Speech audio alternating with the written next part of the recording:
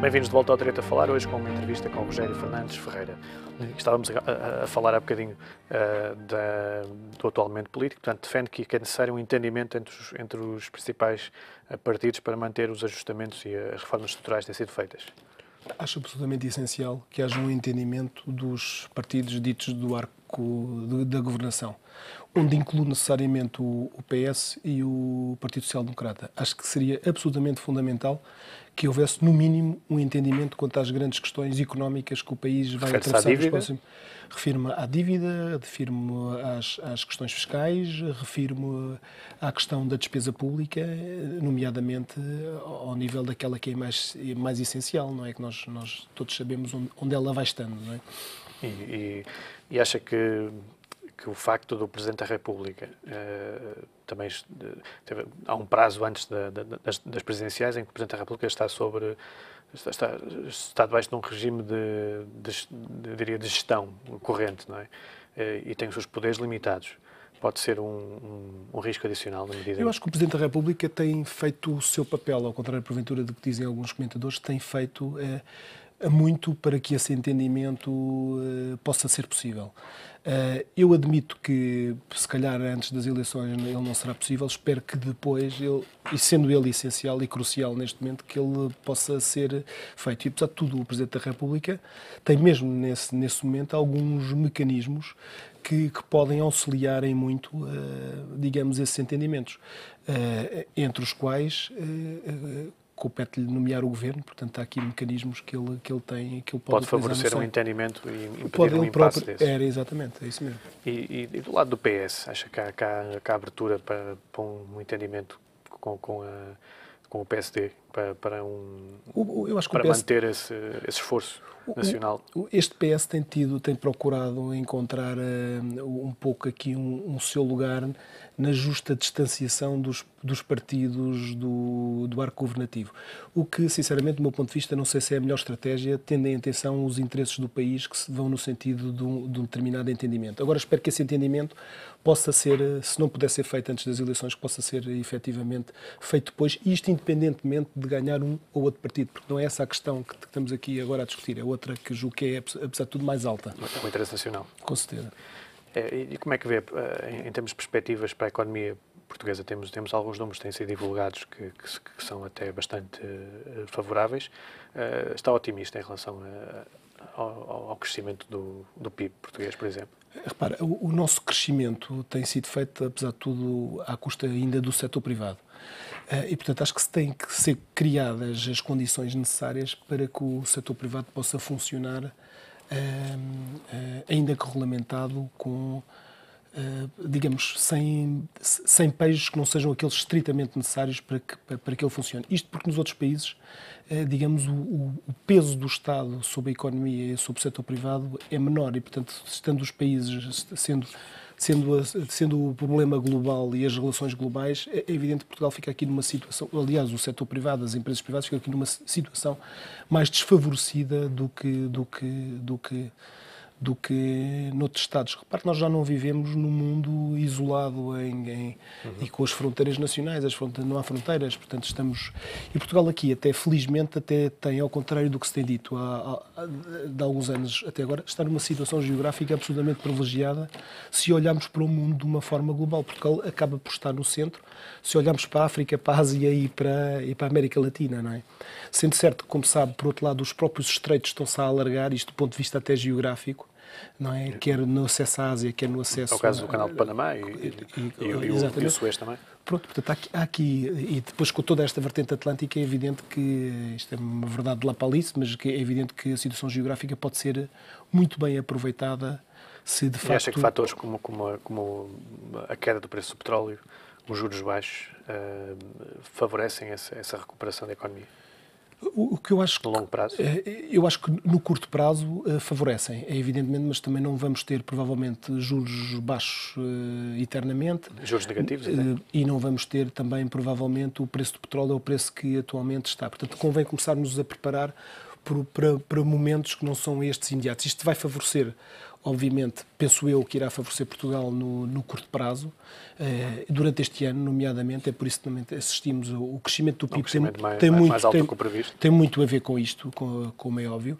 Mas, portanto, temos que nos preparar, aliás, como outros países, como a Alemanha faz, como a Holanda, temos que ter estratégia nacional e pensarmos a longo prazo, a 10 anos, a 15 anos, a 20 anos. E, portanto, para isto tem que haver consensos nas questões centrais. E é isto que, infelizmente, não tem havido, eu diria, nos últimos 30, 40 anos, infelizmente. Portanto, estão aqui criadas as condições, até por necessidade, para que as coisas efetivamente mudem de hora em dia. Há bocadinho mencionou que uma das áreas onde esse consenso é necessário é na redução da despesa do Estado. Mas estamos a falar da redução em que rúbricas do orçamento? Repare, eu não sou especialista em despesa, apesar de tudo sou um bocadinho mais em receita, receita. Mas parece-me que é uma coisa absolutamente óbvia que, digamos, as despesas com o pessoal têm que diminuir, sou pena das despesas públicas não diminuíram, pelo simples facto de serem a maior parte das despesas públicas, isto por um lado.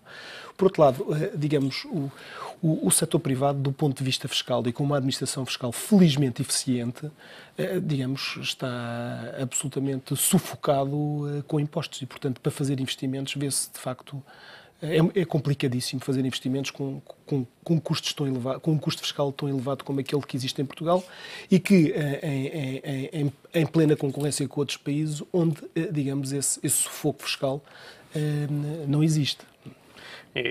Portanto, estamos numa camisa de forças em que é necessário, basicamente, mudar a Constituição para permitir que, por exemplo, despedimentos na função pública... Nem sei se a Constituição é o elemento mais fulcral, não é? Tudo se fará com mais facilidade, incluindo a alteração.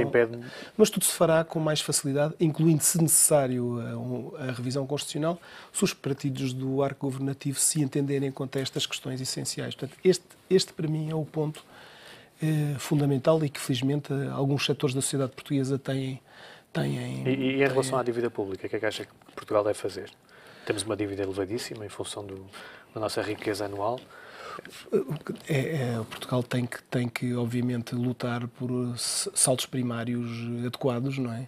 Portanto, tem que fazer com que as suas receitas e as suas despesas estejam equilibradas, não é?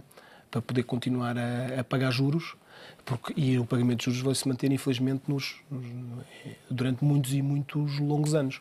Portanto, tem que ser criadas condições, por um lado, para a existência desses saldos primários positivos, o que significa que também, por outro lado, o que é uma equação é a tal quadratura do círculo, não é? Portanto, é aqui uma equação... é preciso reduzir a despesa do Estado difícil, e, ao mesmo tempo, baixar os impostos. E haver crescimento económico, não é? Crescimento económico. E o crescimento económico nasce, provavelmente, não tão diretamente do setor público, mas do setor privado, que obviamente que tem que ser protegido. Protegido não é subsidiado, que é outra questão, não é? Esta a questão de fundo.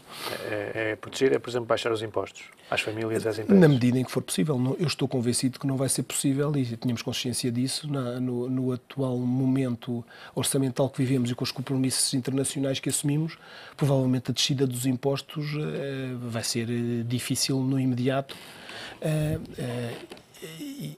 E acho que, aliás, mais importante do que a descida dos impostos, provavelmente, é a uniformização das regras, quer dizer, evitar regras excepcionais, isenções, benefícios fiscais sem real justificação económica e social, benefícios fiscais que não se consigam medir de forma adequada. Olha, dou-lhe o exemplo, eu não sei até que ponto o crédito fiscal é um bom instrumento de incentivo para o setor privado.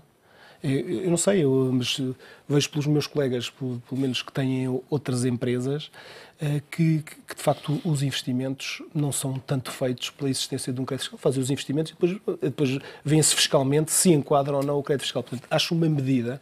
O crédito fiscal ao investimento não sei se é de facto, digamos, o paradigma da solução dos problemas económicos das empresas. É uma ideia bem intencionada, mas que na vida real não tem grande impacto. Acho que é preferível, de facto, ter regras estáveis, simples, que retirem custos de contexto e custos fiscais acessórios de cumprimento de regras, do que andarmos sempre com esquemas de... E em relação a medidas fiscais de estímulo à natalidade? Por exemplo, nós temos um problema grave do ponto de vista demográfico, Concorda com esse tipo de estímulos? Acha que...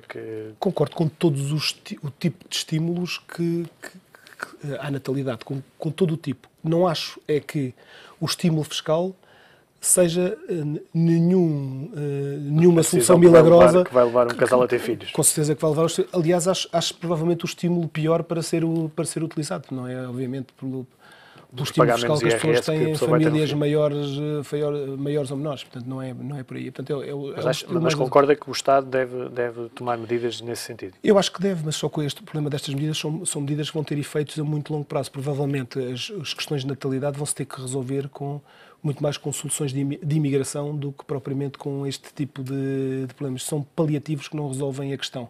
Neste momento, o problema só se resolve com outro tipo de política de imigração e de facto, vamos ter que pedir a pessoas de fora que venham para cá, para Portugal, para que o problema se resolva mais rapidamente. É o que fazem países como o Reino Unido e a França, por exemplo. Mas isso também depois cria outro tipo de problemas que se esses imigrantes não forem bem inseridos na sociedade...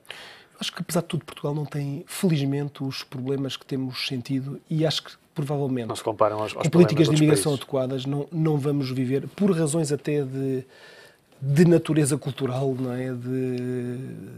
Da maneira de ser dos portugueses, provavelmente não teremos problemas idênticos, e espero que não os tenhamos, mas quase posso vaticinar isso, que não teremos estes problemas que existem. Somos um país mais habituado à miscigenação. Provavelmente sim.